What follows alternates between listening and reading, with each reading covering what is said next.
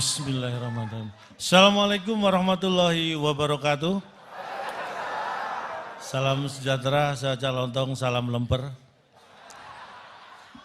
Pak Jokowi, lama saya tidak bertemu Bapak. Terakhir saya ketemu Pak Jokowi waktu terakhir Bapak ketemu saya itu Pak ya. Ini kehormatan buat saya bisa undang di sini karena ini hari yang luar biasa untuk Partai Perindo. Ini hal luar biasa karena ini mungkin perlu kader-kader Partai Perindo ketahui. Saya paham betul bahwa Partai Perindo punya tujuan yang luar biasa untuk kesejahteraan Indonesia. Makanya Partai Perindo untuk Indonesia sejahtera. Dan di keluarga saya, terutama istri saya Pak. Itu benar, kaitannya sangat erat dengan untuk kesejahteraan keluarga, untuk kebutuhan pokok keluarga. Istri saya itu selalu memenuhi dengan belanja di Perindo. Jadi kaitannya Perindo itu dengan kebutuhan pokok dan kesejahteraan keluarga saya. Itu. Langsung.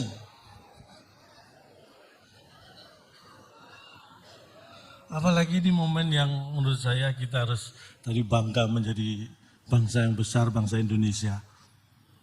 Kita bisa bertahan di pandemi di mana banyak negara maju sekalipun sangat terguncang dan kondisi yang mungkin di bawah kita. Karena saya melakukan survei, kalau tadi Bapak Presiden mengawali dari survei juga. Saya melakukan survei bahwa ekonomi kita ini secara fundamental sangat kuat. Boleh tepuk tangan untuk Indonesia. Sangat kuat. Saya melakukan survei sendiri. Pengangguran di Inggris, di Jerman, itu lebih tinggi Pak dibanding pengangguran di Indonesia. Ini saya survei, rata-rata pengangguran di Inggris dan Jerman itu ya 10-15 cm lebih tinggi daripada pengangguran Indonesia. Jadi karena pengangguran di sana lebih tinggi, ini menunjukkan bahwa fundamental ekonomi kita sangat luar biasa. Tepuk tangan untuk Indonesia. Ini harus kita pertahankan. Jangan sampai pengangguran di Indonesia lebih tinggi daripada pengangguran di Eropa. Artinya apa? Jangan biarkan orang seperti saya nganggur. Karena kalau orang seperti saya nganggur, ada kemungkinan pengangguran di Indonesia lebih tinggi daripada pengangguran di Eropa. Ini harus kita waspadai. Dan saya kira Partai Perindo melalui Bapak Haritanu punya peluang yang besar untuk membuat saya tidak nganggur.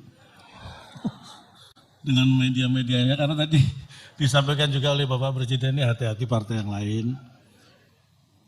Pak Haritanu sudah melakukan hal yang luar biasa. Minim, tadi untuk apa yang disampaikan Bapak Presiden, persaingan yang sehat. Tidak saling menjatuhkan. Jadi saya kira apa yang bisa dilakukan oleh partai lain, supaya sama dengan Partai Perindo, undang saya. Saya yakin saya tidak akan menjatuhkan partai-partai yang lain, karena saya tahu bagaimana bersaing yang sehat. Karena itu semua adalah juga demi kesehatan ekonomi kita. Terutama ekonomi keluarga saya. Tapi terus terang, buat saya dan keluarga, uang itu nomor 6. 1-5 Pancasila. Jadi perlu Bapak Ibu ketahui setelah Pancasila, saya langsung mikir uang.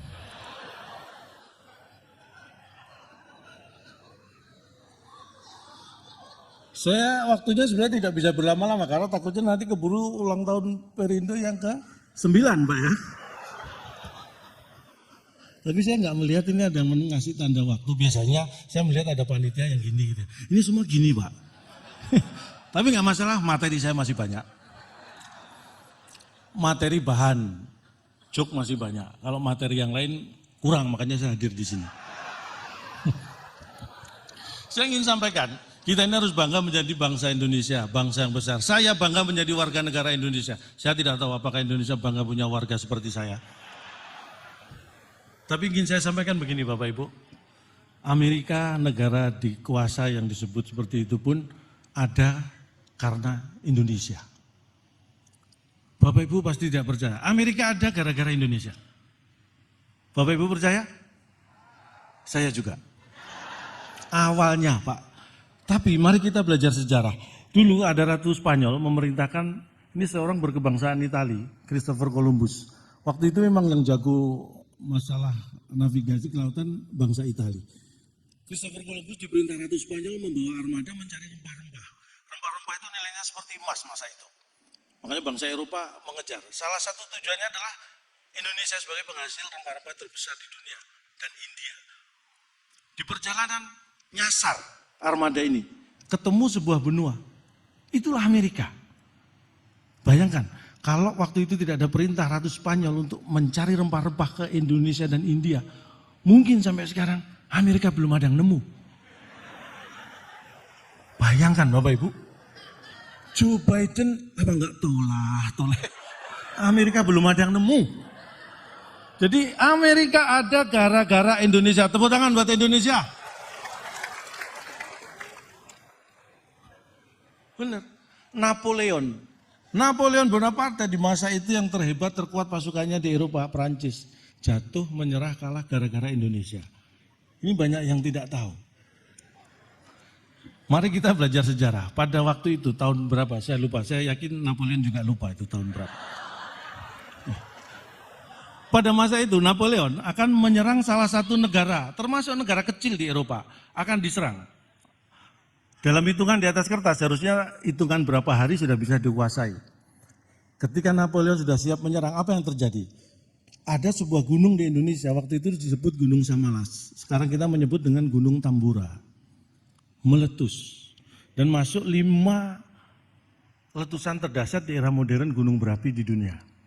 Efek yang terjadi apa? Eropa yang harusnya belum musim dingin gara-gara Gunung Samalas meletus, tiba-tiba musim dingin turun salju. Bayangkan itu. Napoleon sebagai penyerang tidak siap perubahan iklim yang mendadak. Sebagai yang diserang, tuan rumah lebih siap menghadapi iklim. Akhirnya apa yang terjadi? Menyerah, kalah Napoleon di Waterloo. Gara-gara Gunung Samalas di Indonesia meletus. Meletusnya di Indonesia, tapi Napoleon yang di Eropa menyerah.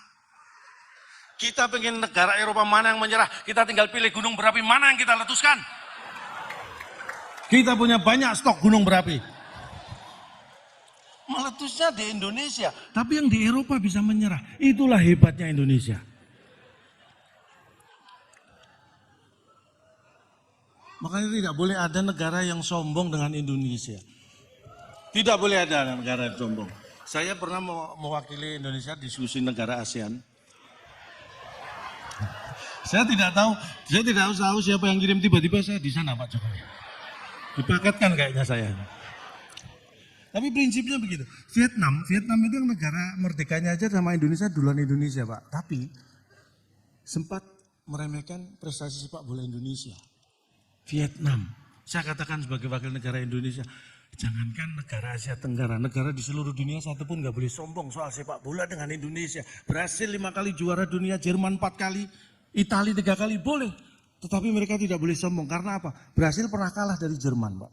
Jerman sering kalah dari Italia. Italia juga sering kalah dari Brasil. 3 negara juara dunia saling mengalahkan pernah. Tapi belum satu pun 3 negara tadi berhasil mengalahkan timnas Indonesia. Siapa yang tidak terkalahkan? Indonesia.